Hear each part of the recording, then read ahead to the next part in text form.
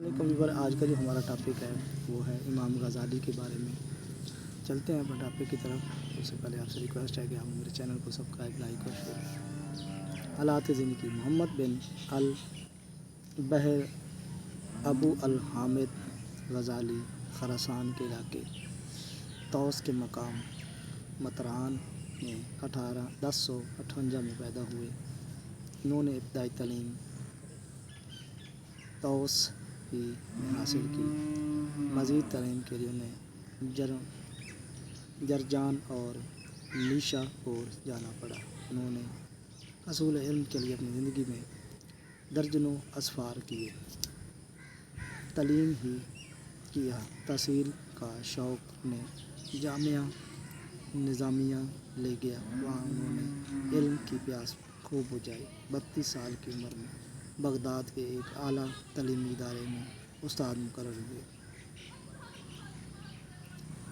جلد ہی ان کے علم اور فضل کی دھاک بیٹھ گئی اور پھر بیشتر امور سلطنت میں ان سے مشورہ لیا جانے لگا، لیکن بہت جلد ہی وہ ان سب سے اکتا گئے اور روح کی بے چینیوں کا مداوا کرنے کی سوچ غالب آتی چلی گئی۔ آپ کی بے چین طبیعت اور بے قرار روح پر ایسا وقت بھی آیا کہ آپ گوشہ گمنامی میں چلے گئے اور شام کی ایک خانقاہ میں روح کی بے قراری کا مداوا تلاشی کرتے رہے۔ تاہم یہ کیفیت زیادہ دیر قائم نہ رہی اور آپ ایک بار پھر عملی زندگی کی طرف پورے زور و شور سے لوٹ آئے اور علمی و سماجی خدمات سر انجام دی۔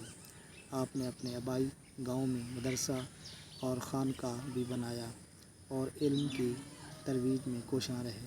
آپ 63 سال کی عمر میں 1111 میں فوت ہوئے۔ آگے چلتے ہیں۔ تصنیف: آپ نے کئی موضوعات پر تصانیف تحریر فرمائیں۔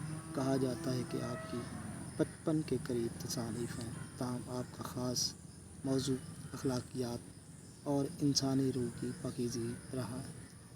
آپ کی معروف ترین کتب یہ ہیں: احیاء العلوم، کیمیائے سعادت، کتاب الاقتصاد اور فی الاعتقاد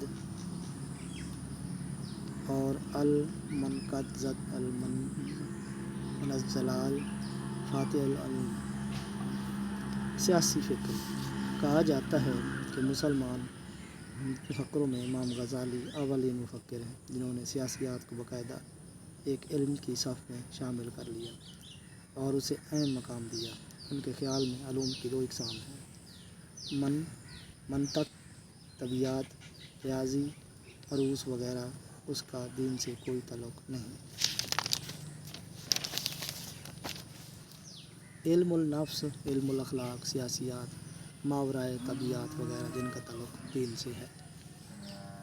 امام غزالی کے نزدیک حیات انسانی کے لیے غذا، لباس، مکان اور باہم تعلقات جزو لا نیفٹ ہیں۔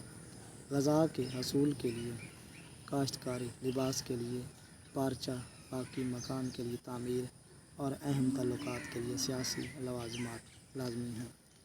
سیاست کو وہ اہم ترین و اولین حیثیت دیتے ہیں کیونکہ ان کے بغیر نہ تو انسان کے درمیان تعلق پیدا ہو سکتا ہے اور نہ وہ اچھی زندگی بسر کر سکتے ہیں۔ امام غزالی نے سیاست دان کے لیے ماہر ہونا ضروری قرار دیا ہے۔ ان کے خیال میں اگر سیاست دان کے علاوہ دیگر شعبوں سے وابستہ افراد یہ وصف نہ ہوں تو فرق نہیں پڑتا۔